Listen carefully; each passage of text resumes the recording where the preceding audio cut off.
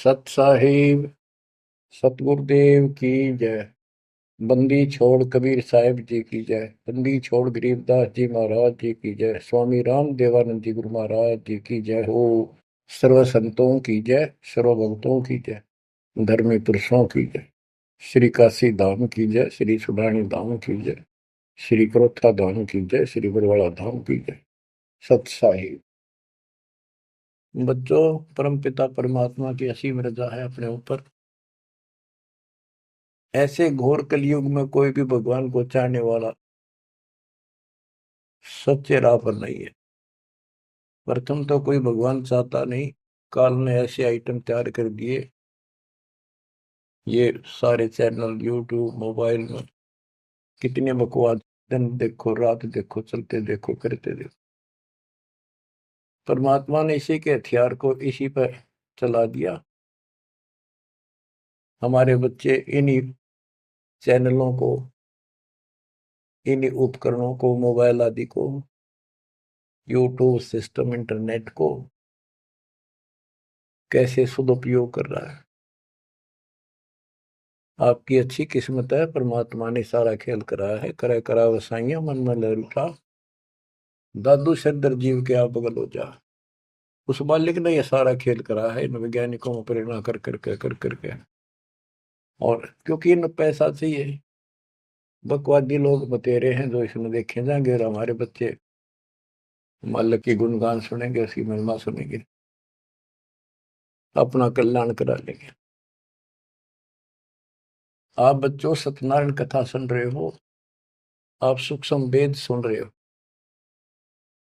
आपने सुन लिया 104 साल का महापुरुष ब्राह्मण, वेद और गीता का प्राकांड विद्वान कहलाता था। और जब मालिक का यथार्थ ज्ञान हुआ, बैठ गया पेट पकड़ के, और उस 5-6 साल के बालक के चरणों में पड़ गया। मैं भगता मुक्ता हुआ, कर्म कुंद किया नाश, गरीब दास निज ब्रह्म तुम, मेरा हो गया दृढ़ विश्वास। बच्चों, उसके बाद रामानंद जी के साथ कोई ब्राह्मण ऋषि नहीं रहा जो ऋषि बना रखे, क्योंकि भाई मांगे भूखे थे। उन्हें सोचा तुम्हारी रोजी रोटी चाहिए उनको, तो भाई माहौरी थी, जगह जगह प्रवचन करे थे, संस्कृत जाने थे। लेकिन उनमें एक ब्राह्मण था, यू स्वामी रामानंद जी। उसी दिन से अपना कर्म बनाने के लिए अलग बैठ गया, आश्रम बना लिया। और आश्रम तो था जो ऋषि बने हुए थे, उन आना बंद कर दिया। बाकी अन्य सामान्य नागरिक तो आते रहे उनके पास, और परमात्मा जाते रहे, यथार्थ ज्ञान बताते रहे। उनको इतने लाभ होने लगे, गिनती नहीं रही। उस मालिक के आशीर्वाद से, कबीर साहब की कृपा से। जैसे पहले केवल ब्राह्मण लोगों को दीक्षा देते थे रामानंद जी, फिर परमात्मा ने उनको ऐसी फड़क निकाली, सिकंदर लोधी को तकलीफ हुई, उसके बाद वो सेट हुए। जाति पाति तो खत्म हो चुकी थी, लेकिन मुसलमानों को अलग मानते थे तब भी। तो जिस टाइम कबीर साहब ने उनका भरम तोड़ दिया, उसके बाद वो अन्य जाति वालों को दीक्षा देने लगे थे स्वामी रामानंद जी, और 150 वर्ष जीवित रहे परमात्मा कबीर जी की रजा से। क्योंकि उनको एक शंका हो गई थी कि थोड़ा सा जीवन रह गया, ये भक्ति मैं कर नहीं पाऊंगा, और वो मेरी जागी छूट, मैं कहीं का नहीं रहूंगा। तो परमात्मा ने कहा था, आप जब तक चाहोगे तब तक जीवन दूंगा आपको, आप यह भक्ति करो। उनको प्रत्येक बात का विश्वास था, क्योंकि मालिक थे वो, खुद आंखों देख आए थे, इसलिए वो दृढ़ हो गए। फिर उसके बाद जैसे एक राजपूत थे पीपा दास जी, और रविदास जी चमार जाति से, और भी काफी दूसरी जाति वालों को भी कबीर साहब ने रामानंद जी से गुरु दीक्षा दिलाई। तो बच्चों, दास देख के आया था, गंगा के किनारे एक आश्रम है जहां रामानंद जी पहले रहा करते थे। वो तो कच्ची झोपड़ियां हुआ करती थी, बढ़िया बना बनू के छान छून की, कच्ची लीप लाप कर रखा करते दीवारों पे। अब वहां पक्के बना रखे हैं और वहां 3 मंजिल बना रखी है, पूरा मकान बना हुआ है। हम खुद देख कर आए थे, सैकड़ों भगत मेरे साथ थे। एक नौका में बैठ के गंगा पार करके उस रामानंद जी के उस आश्रम में गए। वहां कोई नहीं था। हम लोग खुलवाया ऊपर, खुला एक कमरा देखने खातिर गए ऊपर। वहां एक फोटो कबीर साहब का, एक रामानंद जी का, वो भी सामान्य जैसे चित्र ही बने हुए होते हैं कागज के। वह तीसरी मूर्ति नहीं थी। आज भी याद है कि रामानंद जी कबीर साहब के शिष्य थे और कबीर साहब रामानंद जी के शिष्य थे, मतलब किसी तरह समझो। उसके बाद रामानंद जी के साथ कोई नहीं रहा। तो बच्चों, हमने संसार समाज नहीं देखना, अपना कल्याण देखना है। और टेंशन लेने की जरूरत नहीं। समर्थ ने बाह पकड़ ली, आपको कोई दिक्कत नहीं होने की। लेकिन मर्यादा का पालन आपको करना होगा, ये नियम है। मर्यादा खंड करने से फिर मालिक साथ नहीं देता। यम किंकर कर जोड़ चले तिस देख रे, धर्म राय के अंक मिटावे लेख रे। जीव जोनी नहीं जा बाठा डे गही, दर्ग मंद हजूर पकड़ छे की बही। सोन मंडल सतलोक अगमपुर धाम है, धनबंदी छोड़ कबीर तुम्हारा नाम है। आप ऐसे समर्थ सक्षम की शरण में हो मेरे बच्चों, और सुन लो, विश्वास करो। मूर्ख मनवा काल की चिंता, क्यों सताती है सतगुरु, अपना साथी है सतगुरु, हरदम साथी है। मूर्ख मनवा काल की चिंता, क्यों सताती है सतगुरु, अपना साथी है सतगुरु, हरदम साथी है।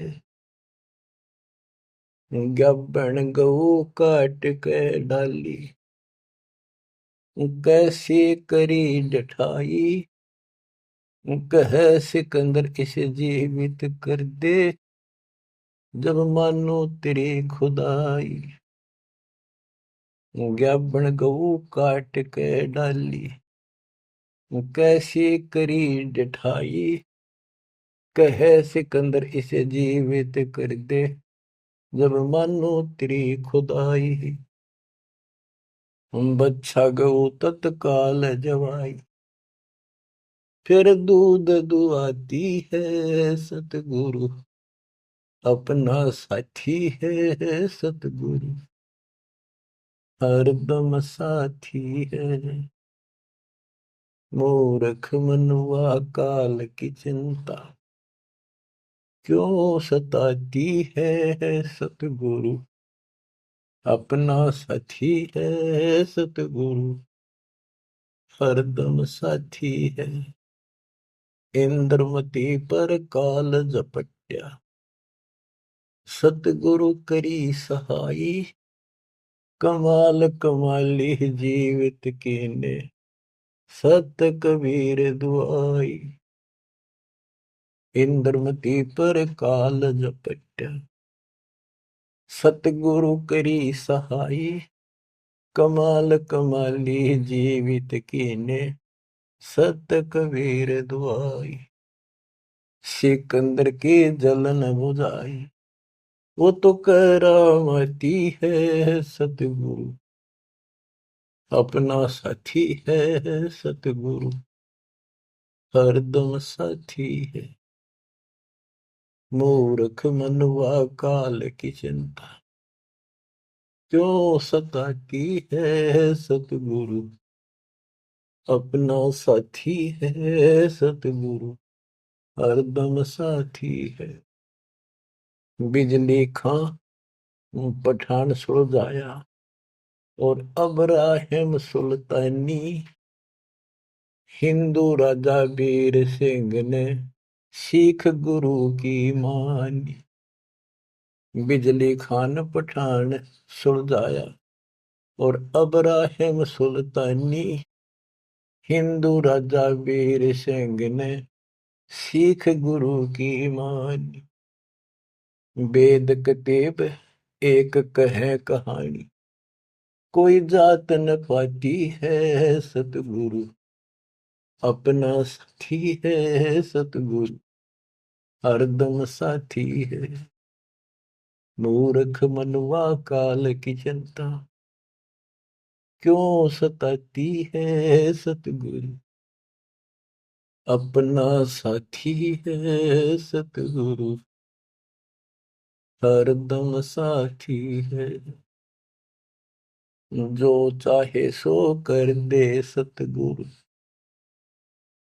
भरम पड़ो मत कोई, सेव दड़ पर शेष चढ़ाया, पीछे करी रसोई। जो चाहे सो कर दे सतगुरु, भरम पड़ो मत कोई, सेव दड़ पर शेष चढ़ाया, पीछे करी रसोई।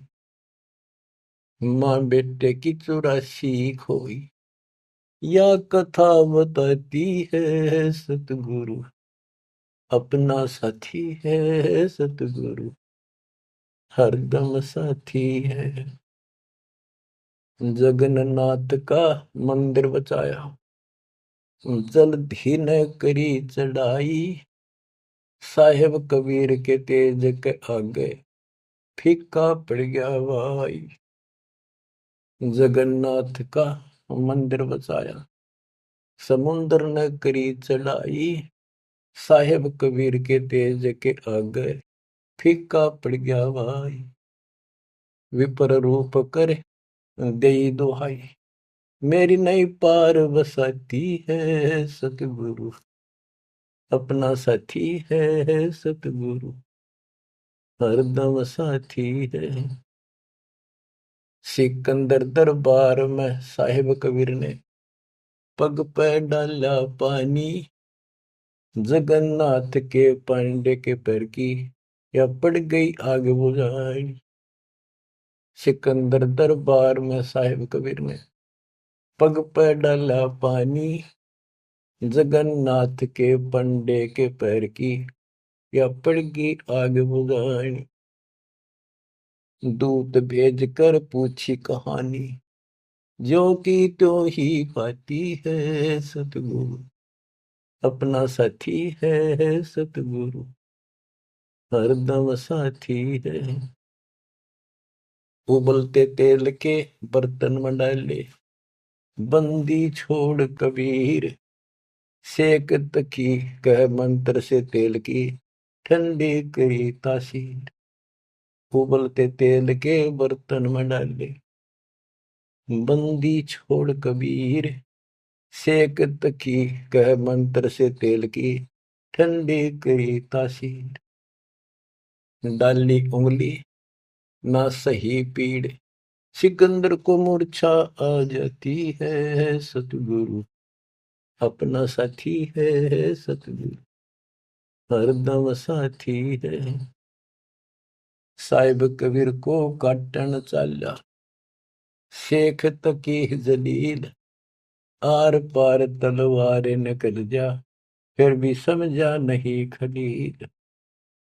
साहिब कबीर को काटन चाला, शेख तकी जलील, आर पार तलवार निकल जा, समझा नहीं खलील।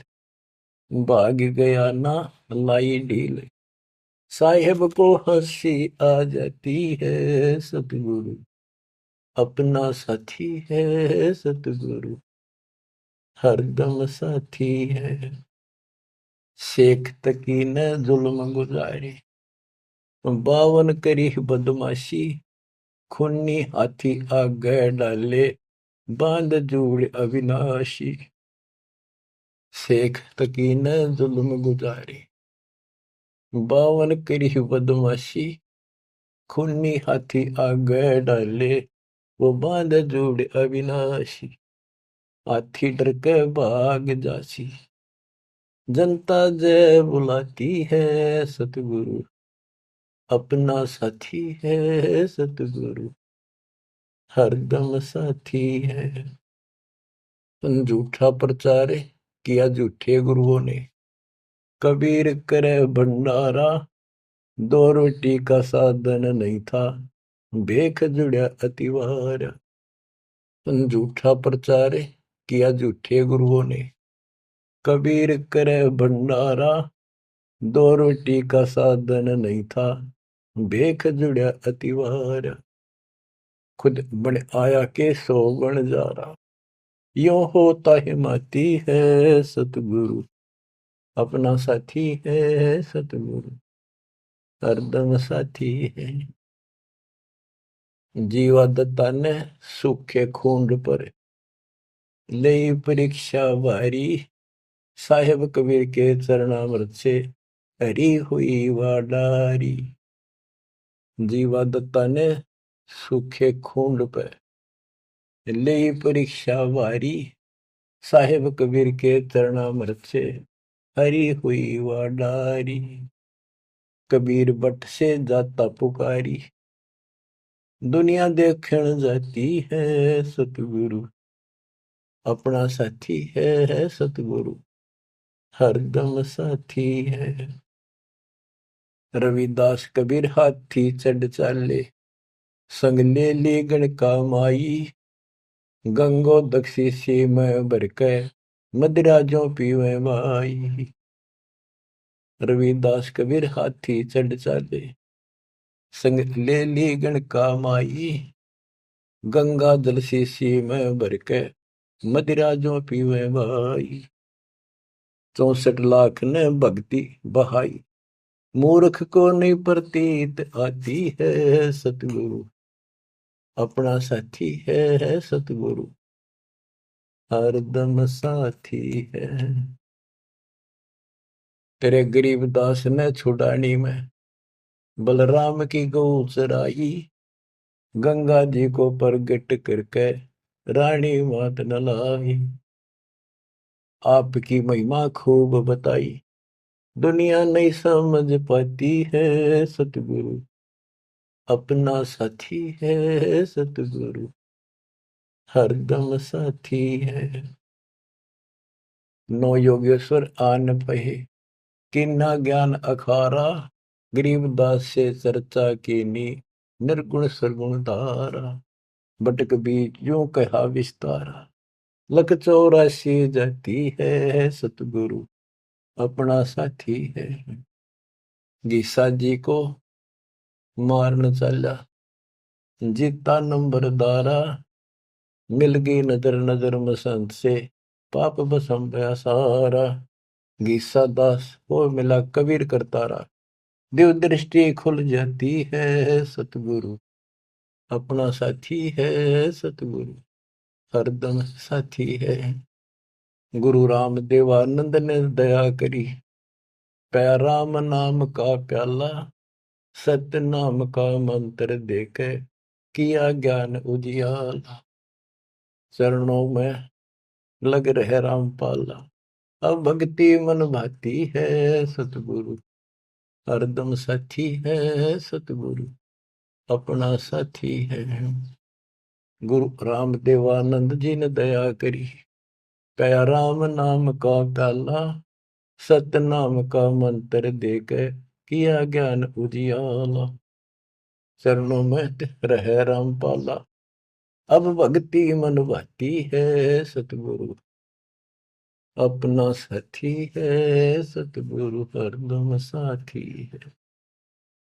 मूर्ख मनवा काल की चिंता, क्यों सताती है, सतगुरु अपना साथी है, सतगुरु हरदम साथी है। बच्चों, इस शब्द के अंदर परमात्मा की महिमा तो अपरंपार है वैसे, बाकी इसको भगवान मानने योग्य, जानने योग्य और विश्वास करने योग्य, इसमें सारी कथा आएंगी। इसके आधार से आगे अमर कथा चलेगी। इसमें सबसे पहले आया है, ज्ञापन गऊ काट कह डाली, कैसी करी डठाई, कह सिकंदर से जीवित कर दे, जब मानो तेरी खुदाई, अच्छा गौ तत्काल जवाई, फिर दूध दुआती है सतगुरु अपना साथी है।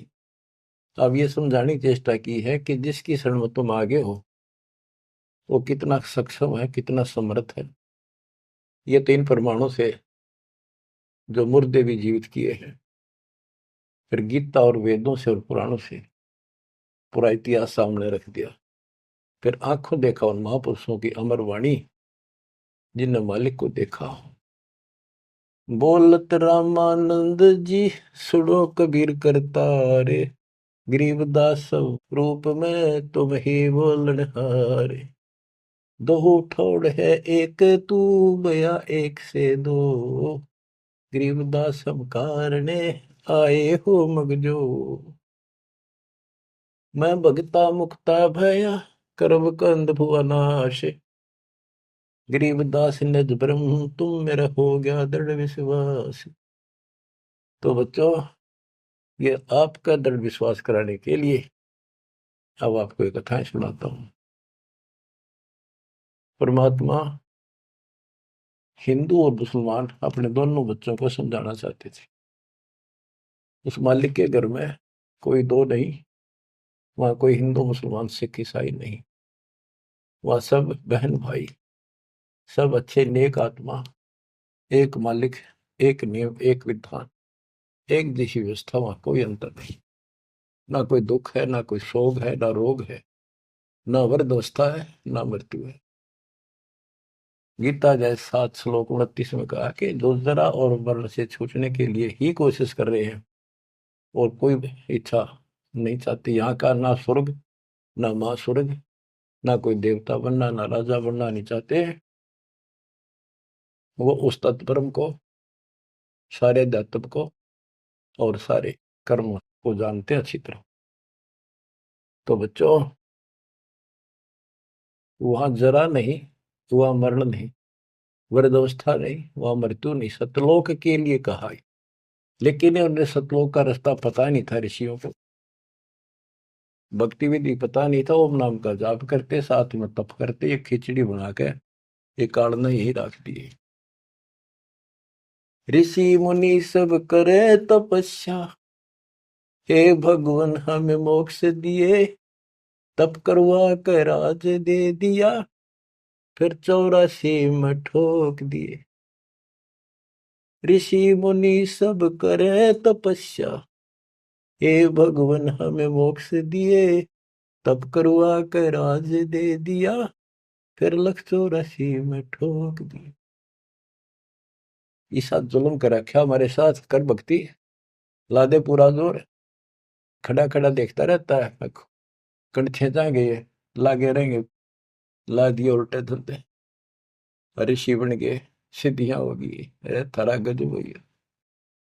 गरीबदास जी कहते हैं, गरीब बेहतर सुनी खा गया चुनो गृह ईश्वर एक, ये दे धारे जोरा फिरे सभी काल के भेख।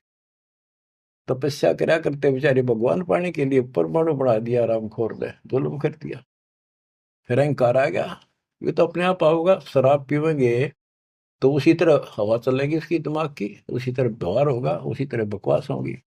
तो इन नशा कर दिया, सिद्धि का अहंकार हो गया, बेमतलब खस्या उस मानदाता चक्रवर्ती राजा के लिए।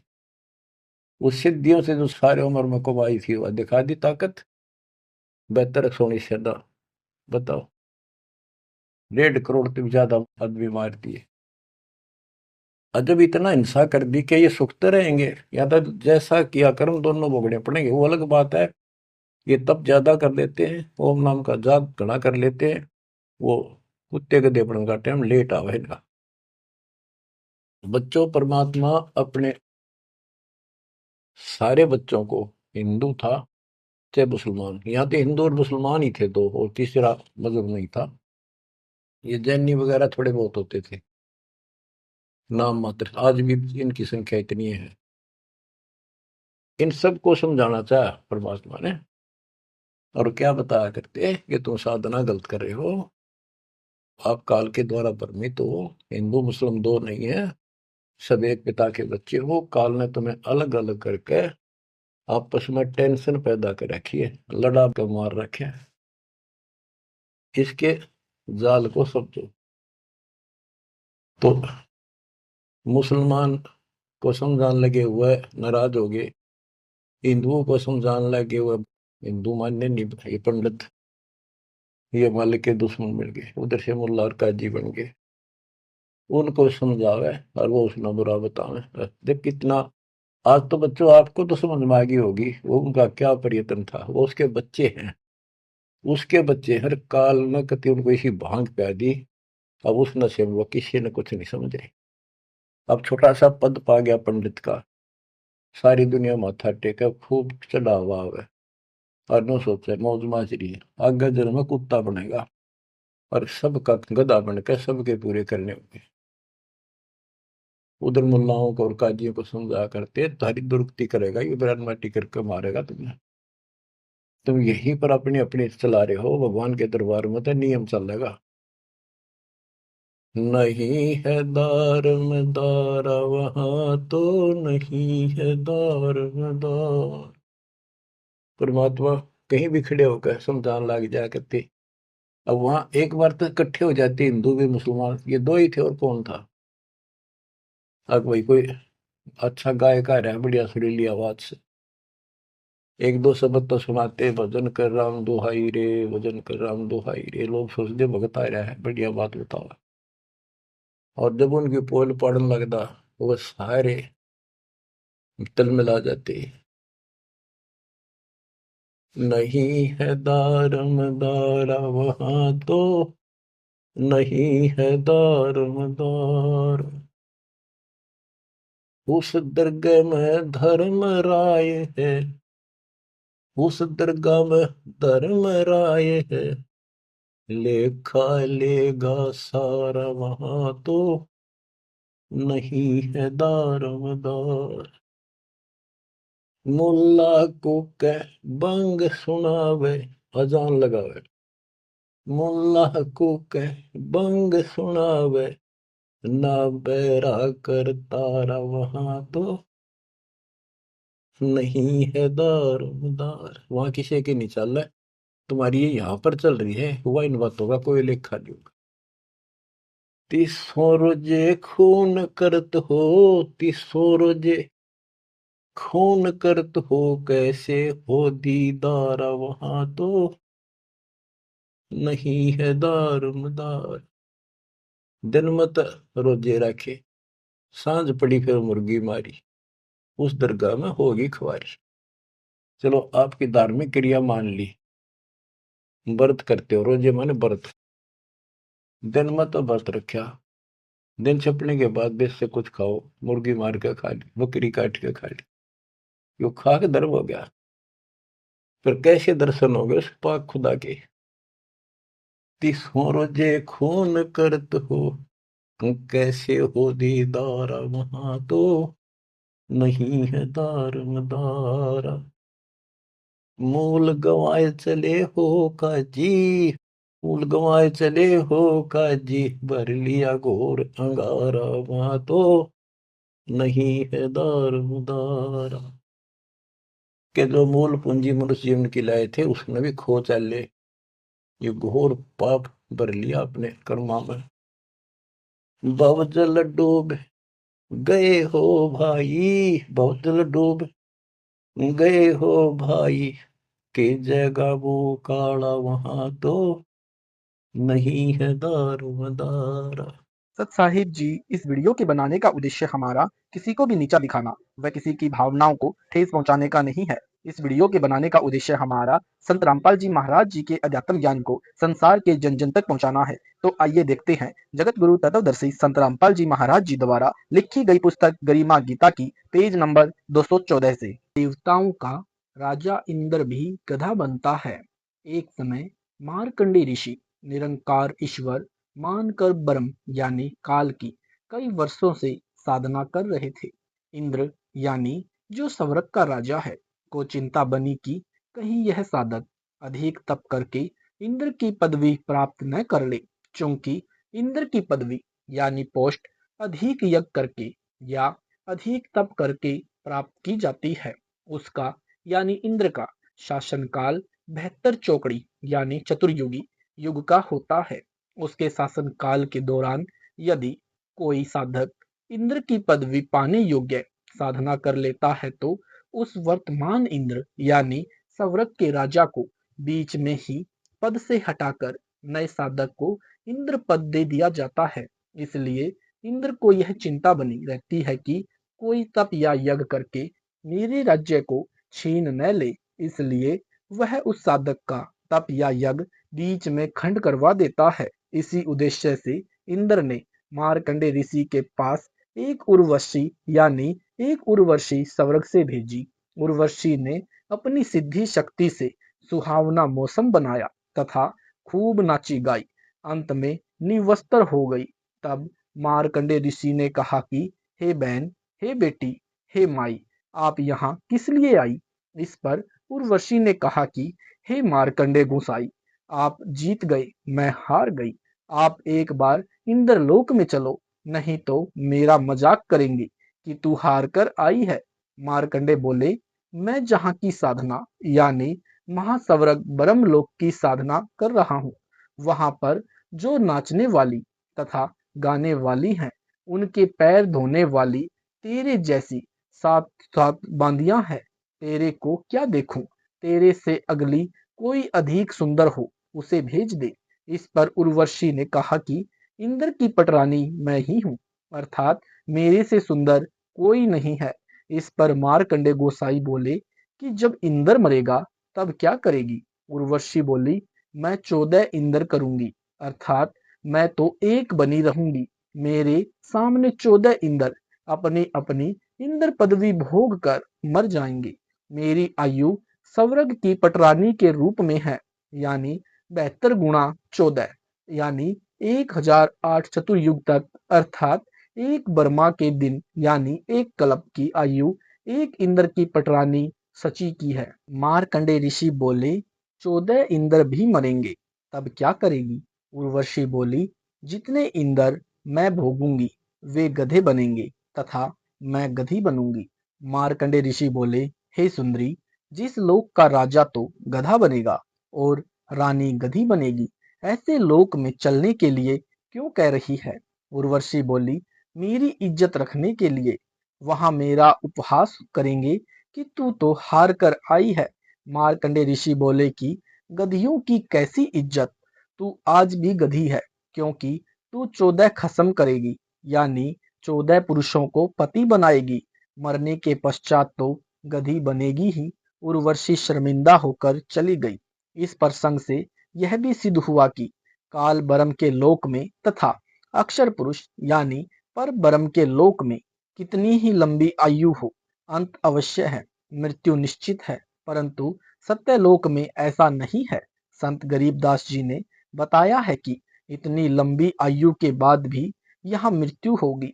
आपको सत्य पुरुष की भक्ति बताने वाला तत्वदर्शी संत नहीं मिला, जिस कारण से जन्म मृत्यु का कष्ट झेल रहे हो। गरीब एती उम्र बुलंद मरेगा अंतरे, सतगुरु लगे न कान न भेटे संतरे। Page number 215। स्वर्ग लोक से इंद्र आया तथा कहने लगा कि हे बंद निवाज, आप जीत गए, हम हार गए, चलो इंद्र की गद्दी प्राप्त करो। इस पर मार्कंडेय ऋषि बोले, रे रे इंद्र, क्या कह रहा है? इंद्र का राज मेरे किस काम का? मैं तो ब्रह्मलोक की साधना कर रहा हूँ। वहां पर तेरे जैसे इंद्र अलीलों यानी नील संख्या में हैं। उन्होंने मेरे चरण छुए। तू भी अनन्य मन से यानी नीचे की साधना ब्रह्मा विष्णु शिव तथा देवी देवताओं की आस्था त्याग कर एक प्रभु में आस्था को अनन्य मन कहते हैं। ब्रह्म की साधना कर ले। ब्रह्म लोक में साधक कल्पों तक मुक्त हो जाता है। इंद्र ने कहा, ऋषि जी, फिर कभी देखेंगे, अब तो आनंद करने दो। यहाँ विशेष विचारने की बात है कि इंद्र जी को मालूम है कि इस क्षणिक स्वर्ग के राज का सुख भोग कर गधा बनूंगा, फिर भी मन व इंद्रियों के वश हुआ विकारों के आनंद को नहीं त्यागना चाहता। इसी प्रकार जो शराब पीता है उसे उत्तम मानकर त्यागना नहीं चाहता। इसी प्रकार ब्रह्मा विष्णु शिव भी अपनी पदवी को भोग कर मर जाएंगे और फिर 84 लाख योनियों को प्राप्त होंगे। नई श्रेष्ठ आत्मा काल निरंजन के घर प्रकृति यानी अष्टंगी के उदर से जन्म लेती है तथा उन्हें फिर 3 लोक का राज्य दे देता है। ब्रह्मा को शरीर बनाना, विष्णु को स्थिति और शिव को संहार यानी प्रलय। चूंकि काल यानी ब्रह्म शापवश प्रतिदिन 1 लाख शरीरधारी प्राणी खाता है, उसके लिए इसके तीनों पुत्र व्यवस्था बनाए रखते हैं। आदरणीय गरीबदास साहिब जी कह रहे हैं कि हे मूर्ख मन, असंख्यों जन्म हो गए इस काल लोक में कष्ट उठाते, अब जीवित मर ले। जीवित मरना है, न पृथ्वी के राज की चाह, न स्वर्ग के राज की, न ब्रह्मा विष्णु शिव बनने की चाह, न शराब तंबाकू सुल्फा, न अफीम न मांस प्रयोग करने की इच्छा तथा 3 लोक व ब्रह्म लोक की साधना को त्याग कर उस पूर्ण परमात्मा यानी पूर्ण ब्रह्म सतपुरुष की साधना अनन्य यानी अविविचारिणी भक्ति करके सतलोक यानी सचखंड चला जा, फिर तेरा जन्म मरण सदा के लिए समाप्त हो जाएगा, जिसका प्रत्यक्ष प्रमाण पवित्र गीता जी के अध्याय 13 में तथा रह रहकर प्रत्येक अध्याय में दिया है।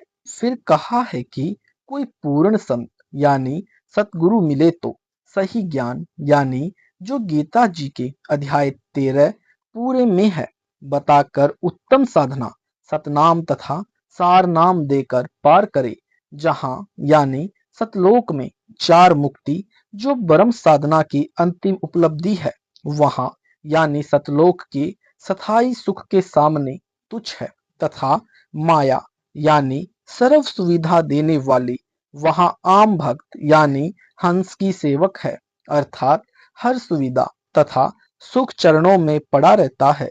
इंद्र का स्वर्ग राज सतलोक की तुलना में कोवे की बीट यानी टट्टी के समान है तथा मिले राम अविनाशी यानी परम अक्षर ब्रह्म की प्राप्ति हो जाएगी। उसको प्राप्त करके पूर्ण मुक्त यानी परम गति को प्राप्त हो जाएगा।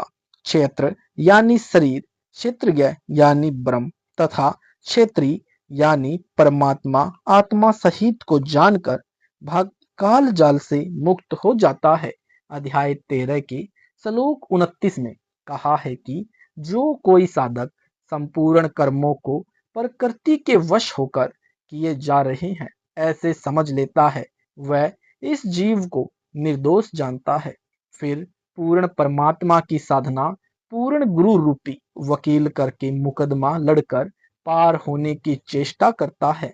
अध्याय 13 के श्लोक 30 में कहा है कि जब यानी कोई साधक संपूर्ण प्राणियों के भिन्न भिन्न भाव को तथा विस्तार यानी उत्पत्ति को एक ही स्थिति में देखता है, तब वह उस पूर्ण परमात्मा यानी तत्ब्रह्म को प्राप्त हो जाता है। पेज नंबर 216 देखने का भाव है कि ज्ञान रूपी आंखों से मूल ज्ञान के आधार पर अपनी साधना बदलकर पूर्ण संत यानी गुरु की शरण जाकर पूर्ण मुक्ति प्राप्त कर जाता है, क्योंकि उसे काल यानी ब्रह्म के जाल की पूर्ण जानकारी हो जाती है। अध्याय 13 के श्लोक 31 में कहा है कि हे अर्जुन, अनादि यानी सदा एक रस तथा जिसकी उत्पत्ति कभी नहीं होती होने से तथा निर्गुण होने से यह अविनाशी परमात्मा पूर्ण ब्रह्म शरीर में रहता हुआ भी न कुछ करता है तथा न लिप्त ही होता है। जैसे सूर्य का प्रकाश सर्व अच्छे बुरे पदार्थों पर पड़ता है परंतु लिप्त नहीं होता, इसी प्रकार पूर्ण परमात्मा अपनी निराकार शक्ति से सर्व कार्य करता हुआ स्वयं कुछ करता नजर नहीं आता। अध्याय 13 श्लोक 31 का भाव है कि जैसे सूर्य दूरस्थ होने से भी जल के घड़े में दृष्टिगोचर होता है तथा निर्गुण शक्ति अर्थात ताप प्रभावित करता रहता है, इसी प्रकार पूर्ण परमात्मा अपने सत्यलोक में रहते हुए भी प्रत्येक आत्मा में प्रतिबिंब रूप से रहता है। जैसे अवतल लेंस पर सूर्य की किरणें अधिक ताप पैदा कर देती है तथा उत्तल लेंस पर अपना स्वाभाविक प्रभाव ही रखती है, इसी प्रकार शास्त्र विधि अनुसार साधक अवतल लेंस बन जाता है, जिससे ईश्वरीय शक्ति का अधिक लाभ प्राप्त करता है तथा शास्त्र विधि त्याग कर मनमाना आचरण करने वाला साधक केवल कर्म संस्कार ही प्राप्त करता है। अध्याय 13 के श्लोक 32 में कहा है कि जैसे प्रकाश सब जगह पर व्याप्त है फिर भी सूक्ष्म होने के कारण निर्लेप है, ऐसे ही शरीर में जीव आत्मा भी निर्लेप है, क्योंकि परमात्मा में आत्मा ऐसे रहती है जैसे वायु में गंध, इसलिए दोनों ही शरीर में विद्यमान रहते हैं तथा आत्मा का गुण भी परमात्मा से मिलता जुलता है। शरीर में आत्मा जीव संज्ञा में है, परंतु परमात्मा निर्लेप अर्थात अविनाशी है।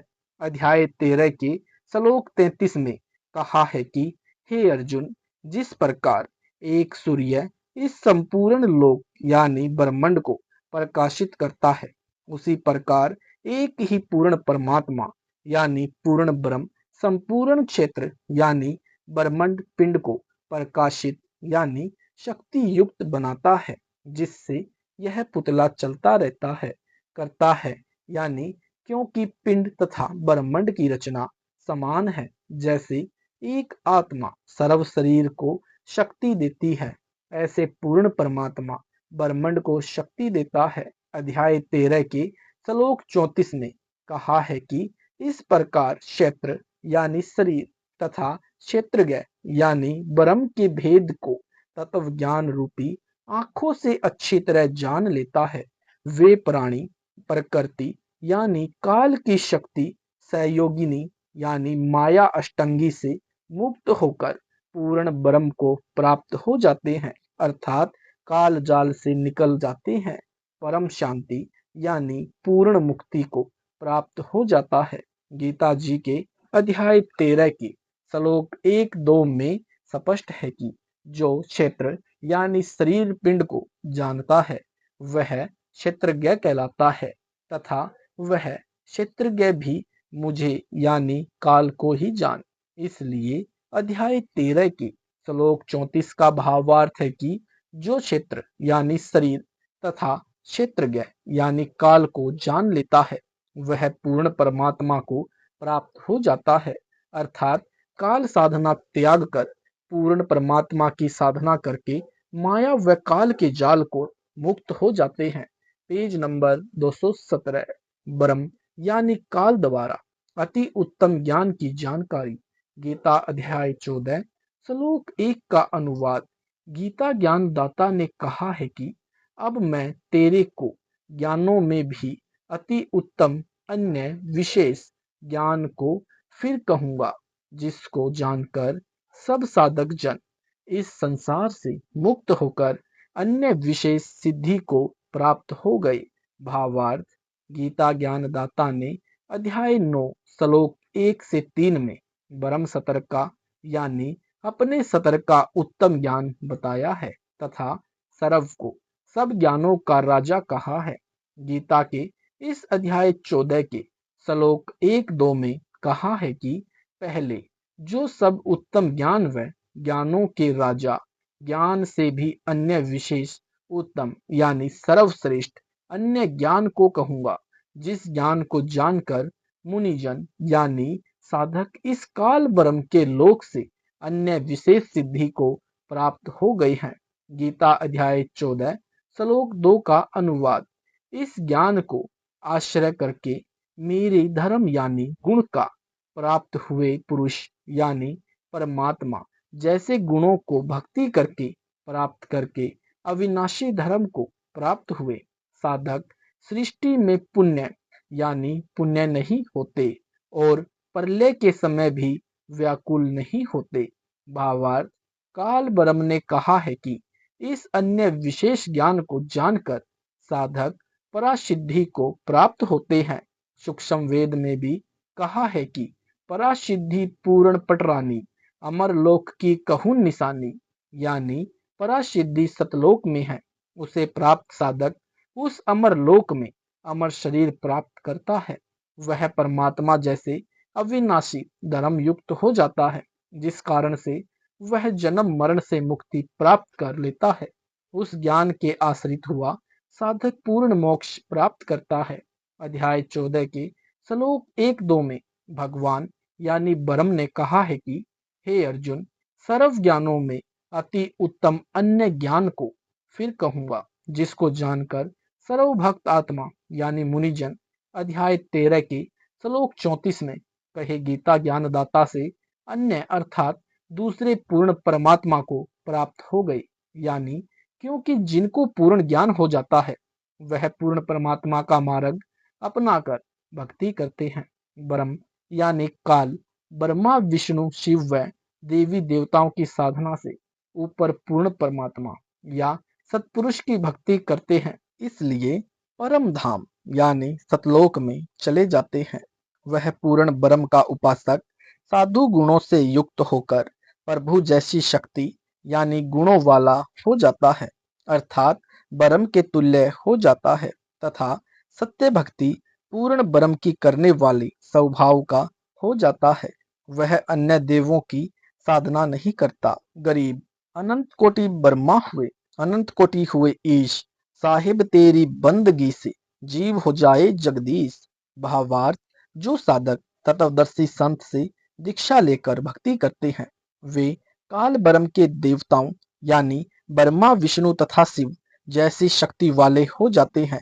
वे जीव यहाँ के जगदीश के तुल्य हो जाते हैं। यदि ये आशीर्वाद देकर अपनी भक्ति कमाई को नष्ट करना चाहें तो अपने प्रशासक को बहुत लाभ दे सकते हैं और भगवान प्रसिद्ध हो जाते हैं। Page number 218। पूर्ण परमात्मा के क्या धर्म गुण होते हैं? भगवान कृष्ण अर्थात विष्णु जी भी प्रभु हैं, परंतु समर्थ नहीं। जैसे भगवान कृष्ण जी तीन लोक के प्रभु हैं, यानी विष्णु अवतार हैं। वे भगवान से मिलते गुणों वाले हैं। श्री कृष्ण जी ने राजा मोर ध्वज के इकलौते पुत्र ताम्र ध्वज को आरे से चिरवाकर मरवाया तथा फिर जीवित कर दिया। ये ईश्वरीय गुणों में से एक गुण यानी सिद्धि है। इसके कारण यानी श्री कृष्ण जी भी प्रभु हैं, परंतु पूर्ण नहीं, क्योंकि महाभारत के युद्ध में अर्जुन का पुत्र अभिमन्यु मारा गया था, जो श्री कृष्ण जी का भांजा था। श्री कृष्ण की बहन सुभद्रा का अर्जुन से विवाह हुआ था। अभिमन्यु कृष्ण की बहन सुभद्रा का पुत्र था। भगवान श्री कृष्ण जी उसे जीवित नहीं कर सके, क्योंकि ये प्रभु तो हैं परंतु पूर्ण नहीं है। इसी प्रकार भगवान श्री कृष्ण के सामने यानी दुर्वासा के शापवश भगवान श्री कृष्ण का सर्व यादव कुल नष्ट हो गया, जिसमें भगवान के पुत्र प्रद्युम्न, पौत्र अनिरुद्ध आदि आपस में लड़कर मर गए। भगवान कृष्ण नहीं बचा पाए और एक शिकारी ने प्रभास क्षेत्र में भगवान को तीर मारकर हत्या की। इससे सिद्ध हुआ कि श्री कृष्ण जी भी प्रभु हैं, परंतु पूर्ण परमात्मा नहीं। ये केवल तीन लोक में परमात्मा यानी श्रेष्ठ आत्मा है। साहिब कबीर यानी कबीर देव पूर्ण परमात्मा है। मृतक गाय को जीवित करना, बंदी छोड़ कबीर साहिब पूर्ण परमात्मा है। ये अनंत करोड़ ब्रह्मांड के विधाता हैं। एक समय कबीर साहिब के सत उपदेश को सुनकर हिंदू तथा मुसलमान उनसे नाराज हो गए और सिकंदर लोधी दिल्ली के बादशाह यानी जो काशी गया हुआ था के पास बहु संख्या में इकट्ठे होकर आ गए। कबीर साहिब की झूठी शिकायत की। मुसलमानों ने कहा कि यह कबीर हमारे धर्म की छवि धूमिल करता है, कहता है कि मस्जिद में खुदा नहीं है, मैं ही खुदा हूँ। मांस खाने वाले पापी प्राणी हैं, उनको खुदा सजा देगा और वे नरक में जाएंगे। कबीर, मांस आहारी मानई, प्रत्यक्ष राक्षस जानी, ताकि संगति मति करे, होई भक्ति में हानि। कबीर, मांस मछलियाँ खात हैं, सुरापान से हेत, ते नर नरक के जाहिंगे, माता पिता समेत। कबीर, मांस मांस सब एक है, मुर्गी हिरनी गाय, जो कोई यह खात है, ते नर नर कहीं जाए। कबीर, जीव हने हिंसा करे, प्रगट पाप सिर होए, निगम पुनि ऐसे पाप ते, बीसत गया नहीं कोय। कबीर, तिल भर मछली खाए के, कोटि गऊ दे दान, काशी क्रोध ले मरे, तो भी नरक निदान। कबीर, बकरी पाती खात है, ताकि काटी खाल, जो बकरी को खात है, तिनका कौन हवाल। कबीर, अंडा किन बिस्मिल किया, घून किन किया हलाल, मछली किन जब है करी, सब खाने का ख्याल। Page number 219। भावार्थ, वाणी संख्या 1-2 जो मानव यानी स्त्री या पुरुष मांस खाते हैं, उनको प्रत्यक्ष राक्षस जानो। भक्त को चाहिए कि ऐसे पापी का साथ न करे। उसके संग रहने से कभी भक्त भी गलती कर देगा, जिससे उसकी भक्ति में हानि हो जाएगी। जो व्यक्ति मांस खाते हैं, मछलियों का मांस खाते हैं और शराब का सेवन करते हैं, वे अपने माता पिता सहित नरक में जाएंगे। कारण यह है कि युवा बच्चे माता पिता के धन से शराब व मांस सेवन करते हैं, तो माता पिता को भी दोष लगता है। वृद्ध होने पर वे बच्चे माता पिता के भोजन में भी मांस को मिलाकर खिलाएंगे, फिर उनको भी मांस की आदत पड़ जाती है। इस प्रकार पूरा परिवार नरक में गिरता है। वाणी संख्या 3-4 जो व्यक्ति जीव हिंसा करते हैं, फिर उनका मांस खाते हैं, धार्मिक अनुष्ठानों में भी मांस का भोग लगाते हैं, वे प्रत्यक्ष पाप को सिर पर ले रहे हैं। ऐसे जैसे मुसलमान गाय के मांस को धार्मिक अनुष्ठानों में उत्तम मानते हैं, परंतु हिंदू गाय के मांस से परहेज करते हैं, परंतु सुअर, हिरण आदि के मांस खाने को पाप नहीं मानते। उनसे कहा कि मांस तो मांस ही है, चाहे वह किसी प्राणी का है, उसके खाने से नरक ही मिलेगा। वाणी संख्या 5-6 जो व्यक्ति गाय दान करते हैं यानी धर्म करते हैं, यदि तिल भर मांस मछली या अन्य किसी जीव का खाएगा तो उसका वह गौदान का धर्म समाप्त हो जाएगा, वह नरक में गिरेगा। Page number 220।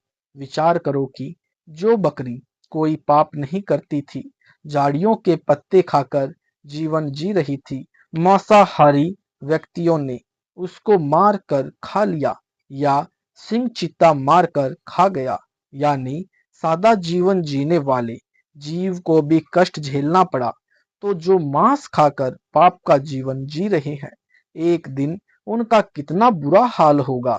इसलिए पाप से परहेज करें, इसी में भलाई है। वाणी संख्या 7 मुसलमान कहते हैं कि हम बकरे, गाय व मुर्गे या अन्य भैंस भैंसा को बिस्मिल करके गला काटकर हलाल करते हैं, फिर पाप नहीं लगता। उनसे कहा कि यदि गला काटकर कलमा यानी मंत्र पढ़कर हलाल कर देते हो तो अंडा आपने खाया, उसका तो गला ही नहीं है। यदि कलमा पढ़ने से पाप नहीं लगता तो अपने बच्चे पर कलमा पढ़कर गला काटो, पता चले कि कितना कष्ट पहुंचता है। घुन यानी लकड़ी में लगा कीड़ा भी लकड़ी में जला है, उसका भी पाप लगता है। जो पूर्ण संत ने दीक्षा लेकर भक्ति करते हैं, उनके पाप नष्ट हो जाते हैं। जो उपरोक्त बहाने बनाकर पाप से बचना भी बताते हैं और मांस भी खाते हैं, वे मांस खाने के लिए मन घड़ंत मिथ्या कहानी बनाते हैं। पूर्ण संत मांस, शराब आदि बुराइयां छुड़वाता है, पूर्व में कि ये पाप भक्ति से नष्ट होते हैं। वाणी संख्या 8-11 कबीर परमेश्वर जी ने कहा है कि हे मुल्ला जी, यानी मुल्ला मुसलमानों का धर्म प्रचारक होता है, आपको करीम यानी दयावान परमात्मा का आदेश मांस खाने व हलाल करने का नहीं है। उसके बनाए जीव को मारकर आप भी पाप के भागी बने हो और अन्य के घर घर जाकर उसे बांटते हो, उन्हें भी पाप के भागी बनाते हो। संख्या नंबर 9, एक काजी यानी मुसलमान गुरु के बेटे की मृत्यु हो गई। उसके यानी उर हृदय में महाकष्ट हुआ। परमात्मा तो सर्व प्राणियों का पिता यानी उत्पत्ति करता है। उसके किसी पुत्र या पुत्री यानी जीव को मारने से वह उस मारने वाले से खुश नहीं होगा। वाणी संख्या 10, दर्द तो सबको एक जैसा होता है, मूर्ख व्यक्ति नहीं जानते।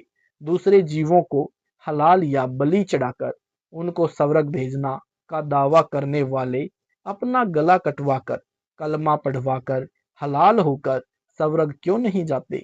वाणी संख्या 11-13, जोर जबरदस्ती करके जीवों को मारते हो, यह जुल्म यानी पाप है। परमात्मा इसका जवाब मांगेंगे, कहेगा कि बता किसके आदेश से जीव मारा था। उस समय हत्यारे के पास कोई उत्तर नहीं होगा। खालिक यानी सृष्टिकर्ता के द्वार पर वह खूनी बुरी तरह पीटेगा। उसके मुख पर अनेकों थप्पड़ लगेंगे, उसे नरक में डाला जाएगा। अन्य जीव का गला काटकर हलाल यानी धर्म किया कहता है, तेरा परमात्मा हिसाब लेगा, तब बुरा हाल यानी दुर्गति होगी। वाणी संख्या 14-20, कबीर जी ने उपदेश दिया है कि हे मियाँ जी, क्रोध का गला काटकर लड़ाई झगड़े वाले कहर यानी जुल्म को मार। जब काम, क्रोध, मोह, लोभ तथा अहंकार इन पांचों को बिस्मिल कर यानी बलि चढ़ा, तब परमात्मा के दर्शन संभव है। जो अन्य की पीड़ा को समझता है वही वास्तव में पीर यानी गुरु है। जो दूसरे की पीड़ा को नहीं समझता वह काफिर यानी गद्दार, निर्दयी यानी बेपीर है। कबीर जी ने उपदेश दिया है कि कान खोलकर सुन ले, जिसका गला तुम काटते हो वह भविष्य में एक दिन तुम्हारा गला काट कर बदला लेगा। यह परमात्मा का नियम है। पेज नंबर 221, जो हिंदू हिंसा करते हैं उनकी दया समाप्त है।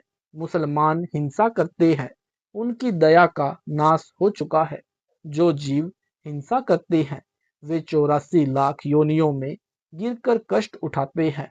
मुसलमान करद यानी पैनी छुरी से जीव धीरे धीरे काटते हैं तथा हिंदू तलवार से एक झटके में जीव काटते हैं। दोनों अपने तरीके को अच्छा व पाप न होने वाला कहते हैं। कबीर जी ने कहा है कि जीव हत्या चाहे धीरे धीरे कद्दे से करो, चाहे झटके के साथ तलवार से करो, जो पाप समान है, दोनों प्रकार के हत्यारे नरक के भागी होंगे। जो हुक्का पीते हैं यानी तंबाकू सेवन करके हुक्के के लिए अग्नि तैयार करते हैं तो पृथ्वी के जीव मारते हैं। हुक्के में पानी डालते हैं, उसमें पानी के जीव मारते हैं तथा तंबाकू का धुआं छोड़ते हैं, उससे वायु के जीवों को मारते हैं। इस प्रकार हुक्का पीने वाले अत्यधिक जीव हिंसा करते हैं, उनको कैसे परमात्मा मिलेगा, अर्थात कभी नहीं। परमात्मा ने जो अनाज, फल, मेवा, दूध, दही आदि आदि अमृत भोजन खाने को दिया वह ही हक का यानी अच्छा यानी नेक है। अन्य नरक देने वाला है। जो जनता को भ्रमित करके पाप करने की प्रेरणा देते हैं वे आप भी नरक में जाते हैं, अन्य को भी नरक ले जाते हैं। यह कबीर काफिर है, मांस मिट्टी भी नहीं खाता, इसके दिल में दया नहीं है। यह धर्म के विपरीत साधना करता है और करवाता है। सिकंदर लोधी राजा ने कहा कि लाओ उस कबीर को पकड़कर। इतना कहना था कि 10 सिपाही गए तथा साहिब कबीर जी को बांध लाए, राजा के सामने खड़ा कर दिया। साहिब कबीर चुपचाप खड़े हैं। सिकंदर लोधी ने पूछा, कौन है तू, बोलता क्यों नहीं, तू अपने आप को खुदा कहता है। तब साहिब कबीर ने कहा, मैं ही अलख अल्लाह हूँ। इस सच्चाई से दुख मानकर सिकंदर लोधी ने एक गऊ के तलवार से 2 टुकड़े कर दिए। गऊ को गर्भ था और बच्चे के भी 2 टुकड़े हो गए। तब सिकंदर लोधी राजा ने कहा कि कबीर, यदि तू खुदा है तो इस गऊ को जीवित कर दे, अन्यथा तेरा सिर भी कलम कर दिया जाएगा। साहिब कबीर ने एक बार हाथ गऊ के दोनों टुकड़ों को लगाया तथा एक दूसरी बार उसके बच्चे के टुकड़े को लगाया। उसी समय दोनों माँ बेटा जीवित हो गए। साहिब कबीर ने गऊ से दूध निकालकर बहुत बड़ी देग यानी बाल्टी भर दी तथा कहा, मैं ही अलख अल्लाह हूँ, कुतुब गोस और पीर, गरीब दास खालिक धनी, मेरा नाम कबीर। गऊ अपनी अम्मा है, इस पर छुरी न बहा, गरीब दास की दूध को सभी आत्म खाए।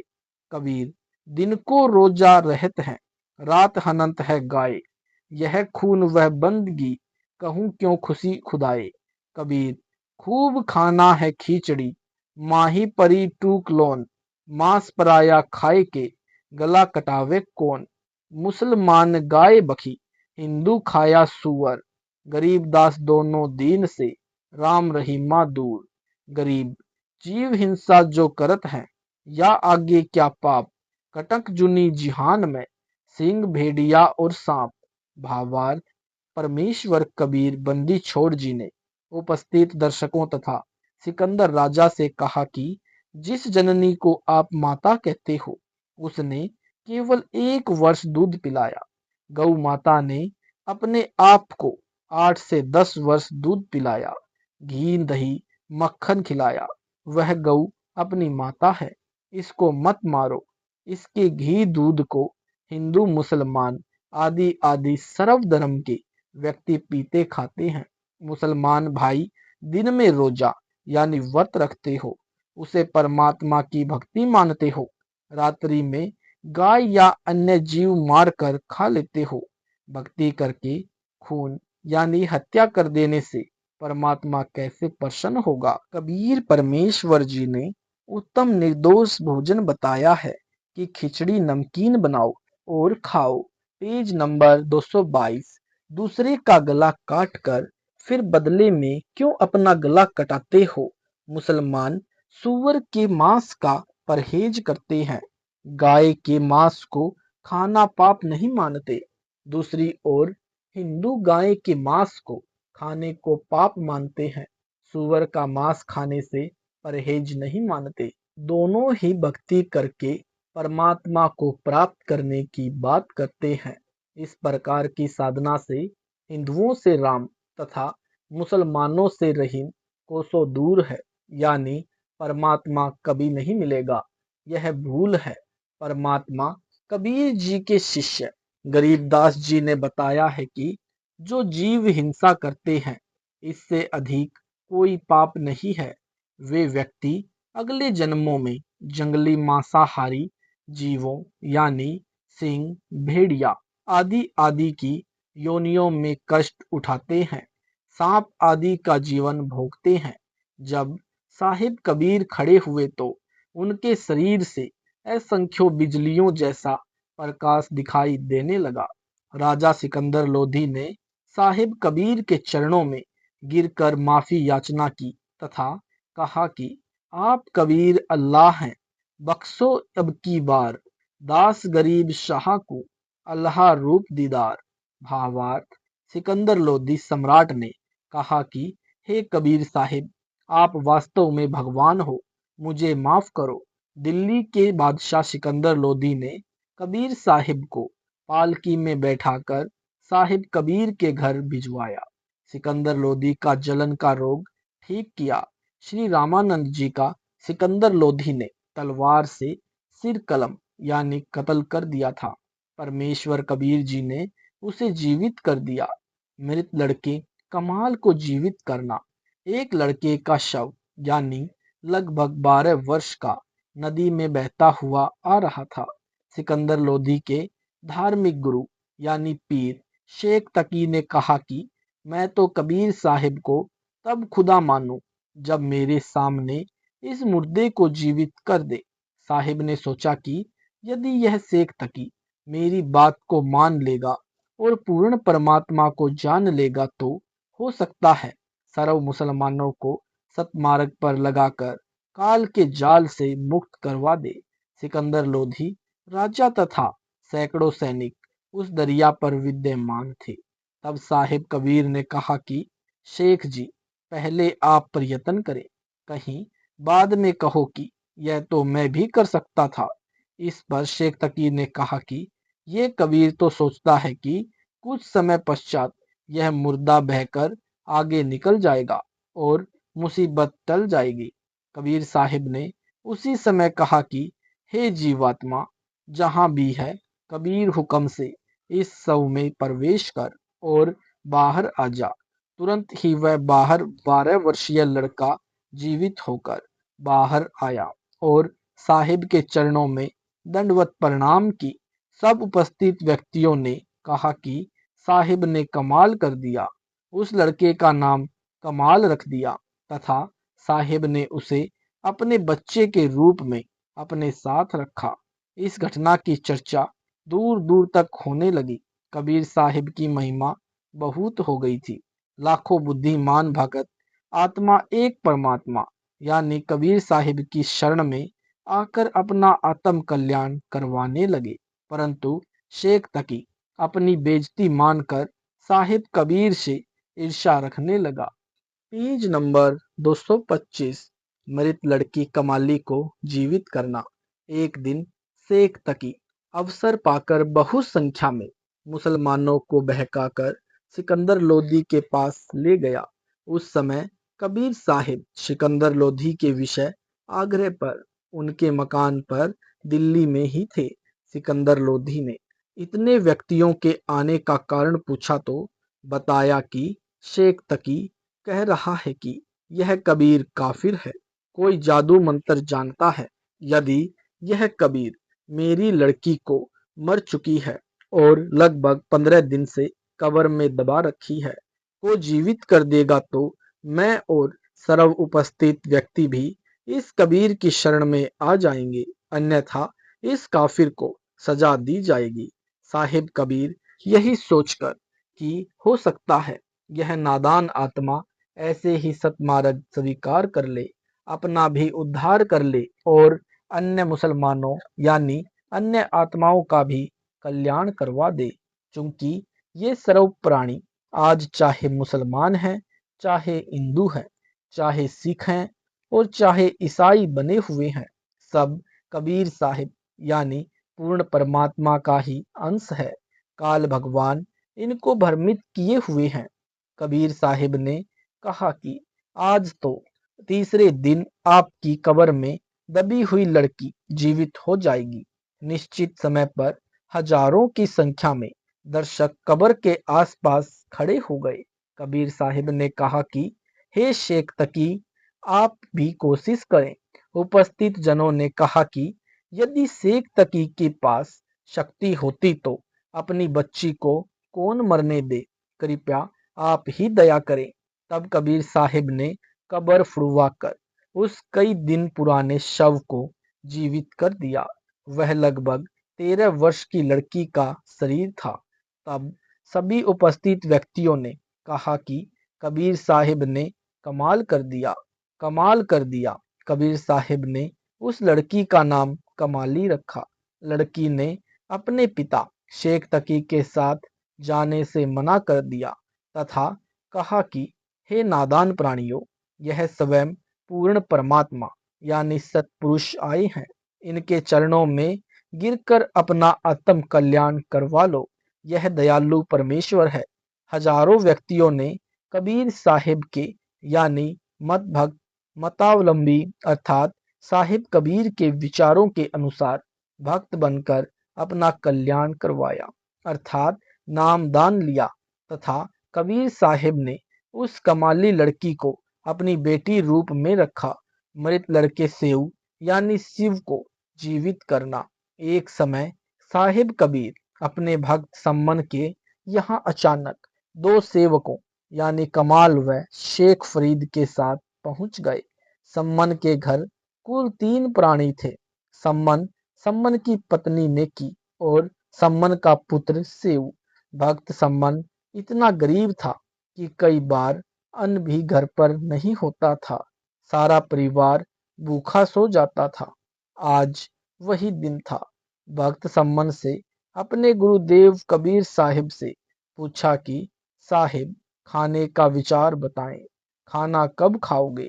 कबीर साहिब ने कहा कि भाई, भूख लगी है, भोजन बनाओ। सम्मन अंदर घर में जाकर अपनी पत्नी नेकी से बोला कि अपने घर अपने गुरुदेव भगवान आए हैं, जल्दी से भोजन तैयार करो। तब नेकी ने कहा कि घर पर अन्न का एक दाना भी नहीं है। सम्मन ने कहा, पड़ोस वालों से उधार मांग लाओ। नेकी ने कहा कि मैं मांगने गई थी, लेकिन किसी ने भी उधार आटा नहीं दिया। उन्होंने आटा होते हुए भी जानबूझकर नहीं दिया और कह रहे हैं कि आज तुम्हारे घर तुम्हारे गुरुजी आए हैं। तुम कहा करते थे कि हमारे गुरुजी भगवान है।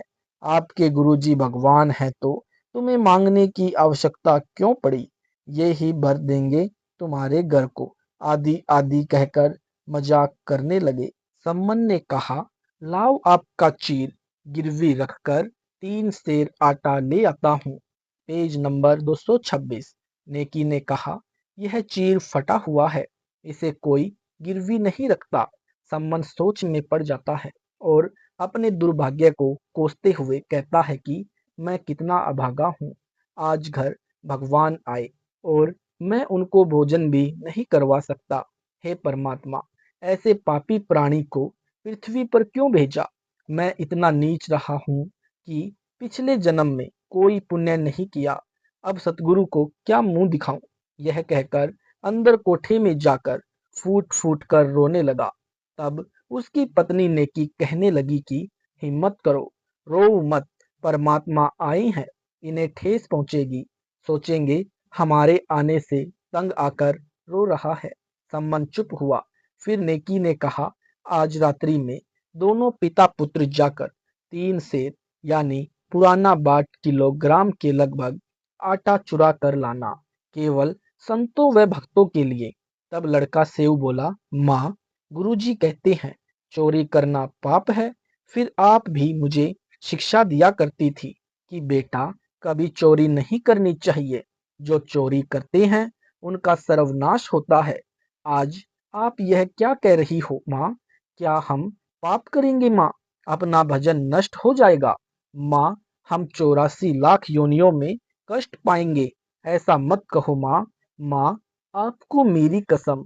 तब नेकी ने कहा, पुत्र, तुम ठीक कह रहे हो, चोरी करना पाप है, परंतु पुत्र, हम अपने लिए नहीं बल्कि संतों के लिए करेंगे। नेकी ने कहा, बेटा, ये नगर के लोग अपने से बहुत चिढ़ते हैं। हमने इनको कहा था कि हमारे गुरुदेव कबीर साहिब यानी पूर्ण परमात्मा आए हुए हैं। इन्होंने एक मृतक गऊ तथा उसके बच्चे को जीवित कर दिया था, जिसके टुकड़े सिकंदर लोधी ने करवाए थे। एक लड़के तथा एक लड़की को भी जीवित कर दिया। सिकंदर लोधी राजा का जलन का रोग समाप्त कर दिया तथा श्री रामानंद जी यानी कबीर साहिब के गुरुदेव, जो सिकंदर लोधी ने तलवार से कत्ल कर दिया था, वे भी कबीर साहिब ने जीवित कर दिए थे।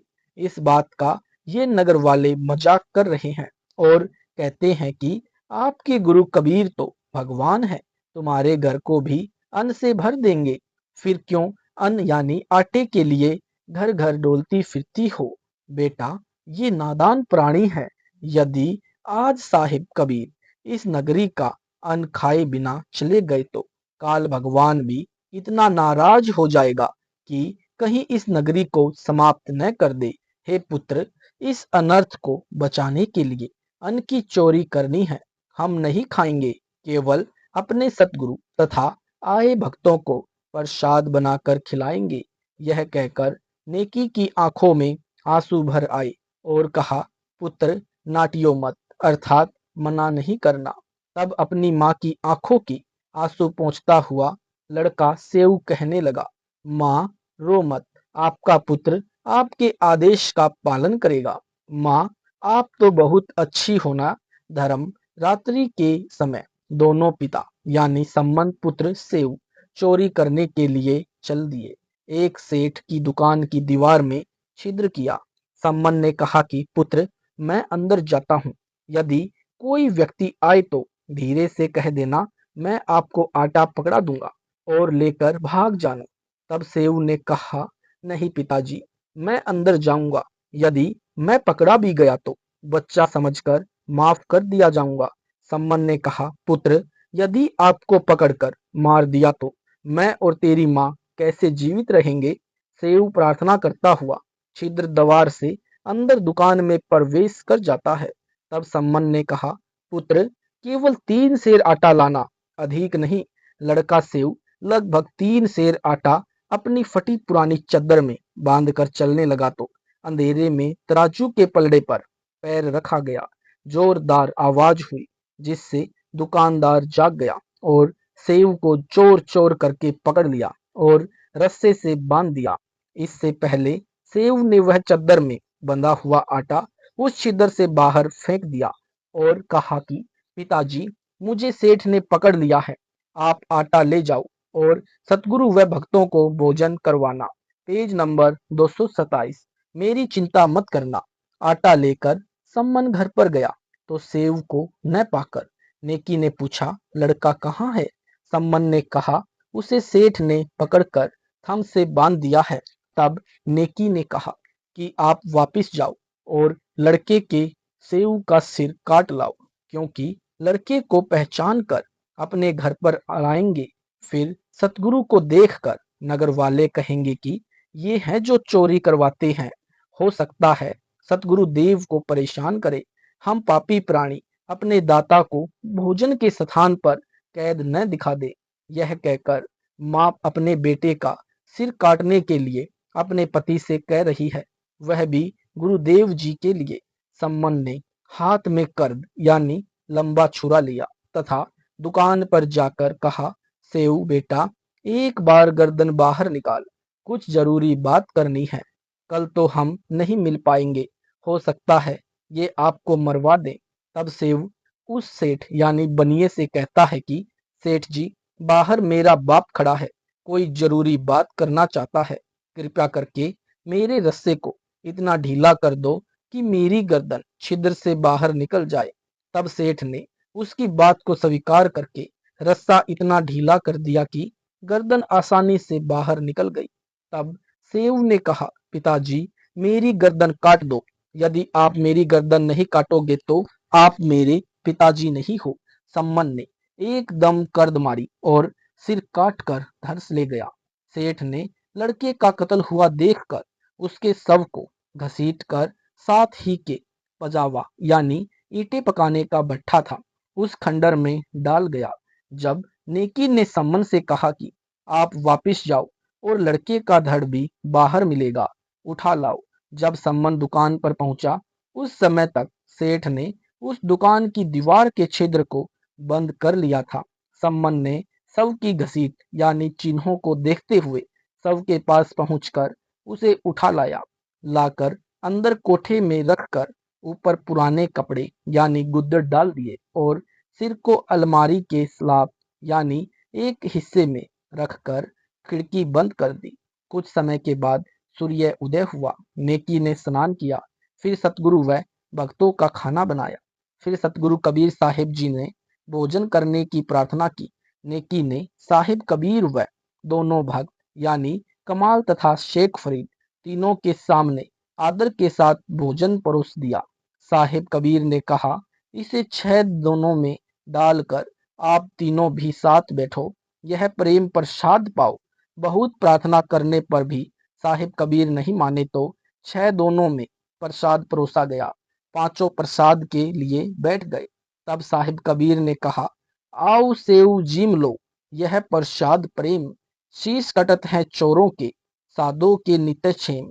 भावार्थ, कबीर साहिब ने कहा कि सेव आओ भोजन पाओ, सिर तो चोरों के कटते हैं, संतों के नहीं, उनको तो क्षमा होती है।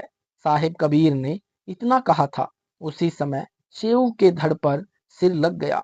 कटे हुए का कोई निशान भी गर्दन पर नहीं था तथा पंगत यानी पंक्ति में बैठकर भोजन करने लगा। बोलो कबीर साहिब की जय। गरीब सेऊ धड़ पर शीश चढ़ा, बैठा पंगत माही, नहीं दर रहा गर्दन के ओ सेहू अकनाही। भावार्थ, जो सिर अलमारी के ताक में रखा था वह लड़के सीव यानी सेव के धड़ पर अपने आप लग गया। लड़का जीवित होकर उठकर भोजन खाने वाली पंक्ति में आकर बैठ गया। सम्मन तथा नेकी को विश्वास नहीं हो रहा था कि यह वही बेटा सेव है कि नहीं, क्योंकि लड़की की गर्दन पर कटे का निशान यानी चिन्ह भी नहीं था। सम्मन तथा नेकी ने देखा कि गर्दन पर कोई चिन्ह भी नहीं है, इसका जीवित कैसे हुआ। अंदर जाकर देखा तो वहां शव तथा शेष नहीं था, केवल रक्त के छींटे लगे थे, जो इस पापी मन के संशय को समाप्त करने के लिए प्रमाण बकाया था। ऐसी ऐसी बहुत लीलाएं कबीर साहिब ने की हैं, जिनसे यह सब सिद्ध है कि ये ही पूर्ण परमात्मा है। सत साहिब जी, अगर आपको यह वीडियो अच्छा लगा है तो इस वीडियो को लाइक करें, शेयर करें, कमेंट करें और ऐसे ही संत रामपाल जी महाराज जी के ज्ञान से जुड़े वीडियो देखने के लिए यूट्यूब पर हमारे चैनल सतलोक इन संत रामपाल जी महाराज जी चैनल को सब्सक्राइब जरूर करें।